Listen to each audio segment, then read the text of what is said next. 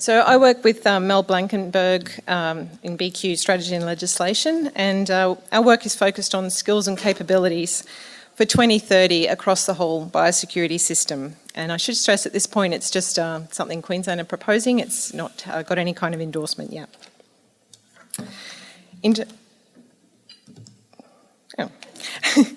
In terms of capability, we're talking about skills specifically, and we're talking about the whole system. The scope is yet to be defined exactly, but we're not talking about just organisational level, and we're looking at nationally. We know the future will be vastly different. Farming will be transformed, surveillance and diagnostics will be science fiction compared to what it is today, and it will likely be delivered in a much more distributed manner. And who knows where it will end? We might end up with extremely compact farming out of skyscrapers.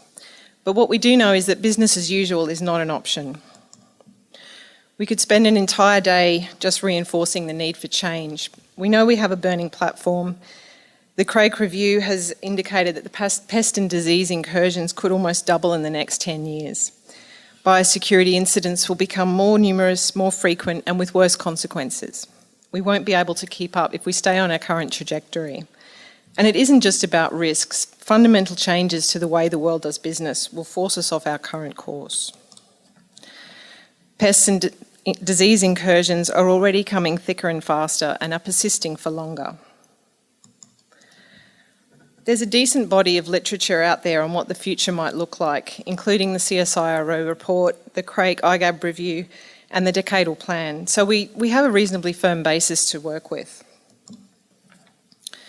We need to plan for a future that's very different from our current path, and we need to plan for multiple possible futures. General improvements and efficiencies, as we've been hearing for the last 2 days, won't get us where we need to go.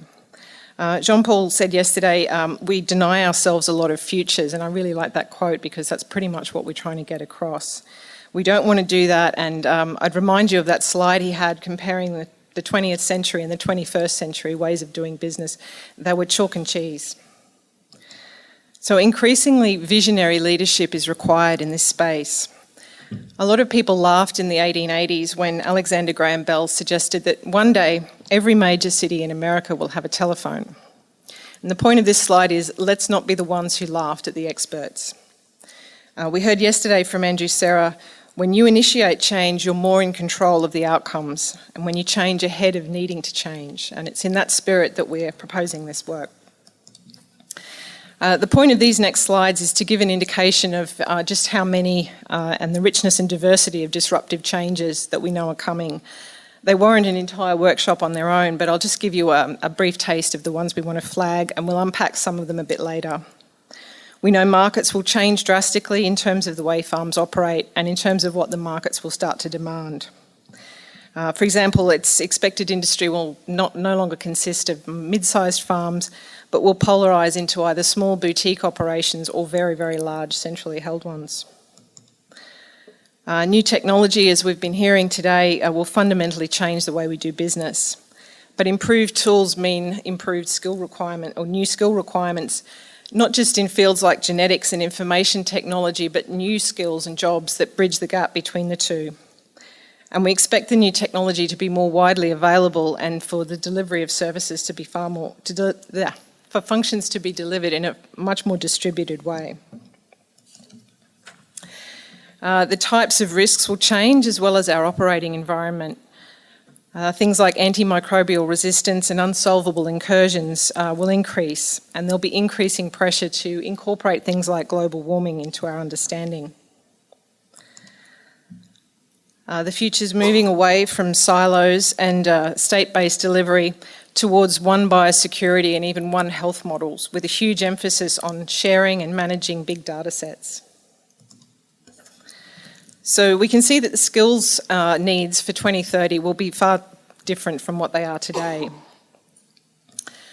So what is the problem? The problem is everybody knows that major changes are coming, and everyone knows the workforce must adapt or be stuck doing things the old-fashioned way. But everyone's pretty hazy on what to actually do about it. And there's fear as well, fear that jobs will be lost due to increasing automation, but that isn't the future that we see. We see that skills development will be even more important. Innovation and transitional work will be essential to get us to 2030. And the 2019 Thodo report on the Australian Public Service digital capability has given us a nice quote for this workshop. A digitally enabled public service with sophisticated systems and deep capabilities in data analytics, AI and automation would help maintain effectiveness and public trust. So the problem is we have no strategic, practical approach in place to make sure that we're correctly positioned for the future. What we propose and what we're seeking NBC support for is an approach that involves backcasting from 2030 needs.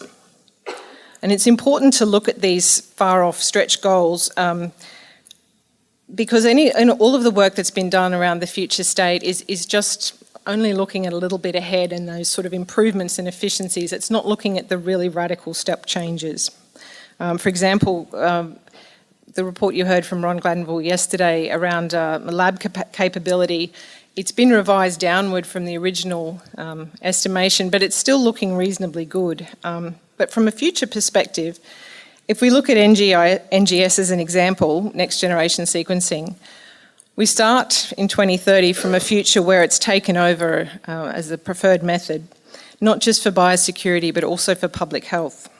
And the result is we need new standards and workflows, new IT to manage the data, storage costs to be managed, and of course we need NGS skills and assets. But we face competition with health for all of these things.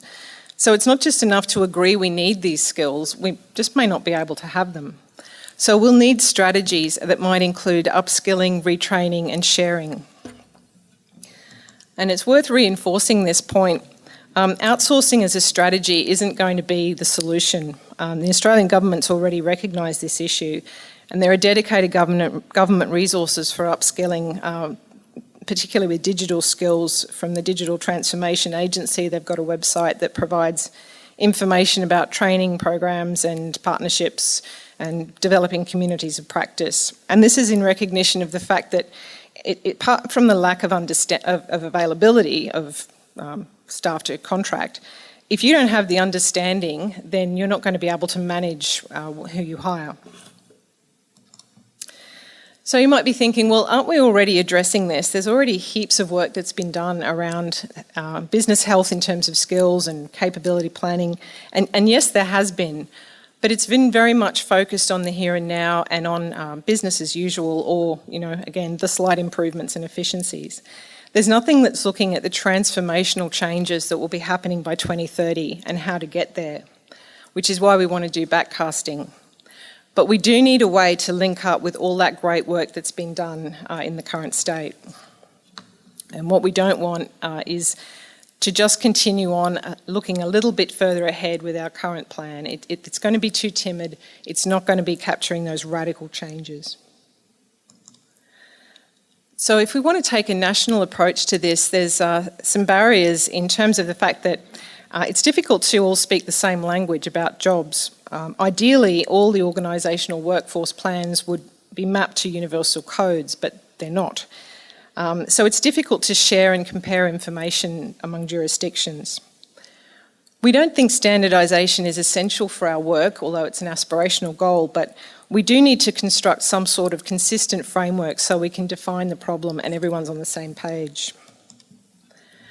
So what our team strategy and legislation are proposing from NBC is, first of all, agreement that there's a problem and that we should work on it, and that there's a need for national effort.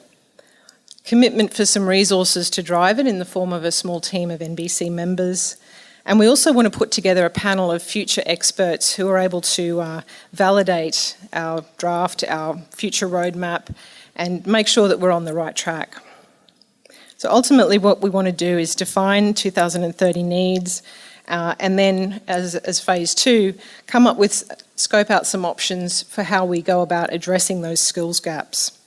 At the moment, we're still uncertain of the scope, we're uncertain of what's feasible and what the appetite is, but we definitely want to look at a national level, not just Queensland level. And we need to think about both demand and supply, and we have to keep our eye on job availability.